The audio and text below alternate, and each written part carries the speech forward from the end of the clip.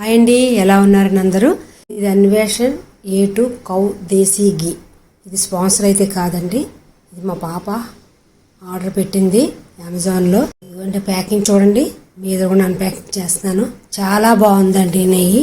మన హైదరాబాద్లో ఉన్నప్పుడు పాప దగ్గర ఉన్నప్పుడు వాడుతున్నారు వాళ్ళు, నేను వాడాను. అది ఎలా వాడుతున్నానో నెక్స్ట్ వీడియోలో చూపిస్తాను మీకు. ప్యాకింగ్ అయితే చాలా బాగా వచ్చిందండి. మనం ఎక్కువగా గేదె పాలు వాడతాం, ఆవు పాలు చాలా తక్కువ.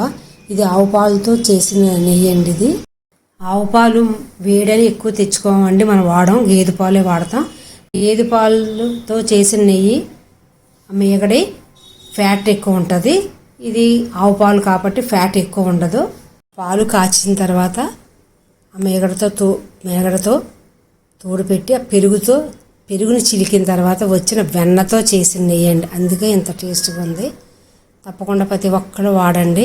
బోన్స్ చాలా గట్టిపడతాయి, బాడీకి మంచిది, స్కిన్కి మంచిది, హెయిర్కి మంచిదండి. మార్కెట్లో చాలా కల్తీ నెయ్యిలు వస్తున్నాయండి. దీని రివ్యూ అమెజాన్లో చాలా బాగుంది, మీరు తప్పకుండా చూడండి. అమెజాన్లో కొన్నాను కాబట్టి ఆల్రెడీ నేను కింద లింక్ ఇస్తాను, చూడండి. తప్పకుండా చూసి మీకు నచ్చినట్టు తెచ్చుకోండి. నేను తెచ్చి వాడుతున్నాను కదండి, మీరు తెచ్చుకోవాలని కాదు, నా రివ్యూ ఒకసారి చూడండి. మీ అందరికీ ఈ వీడియో కూడా బాగా నచ్చింది అనుకుంటాను.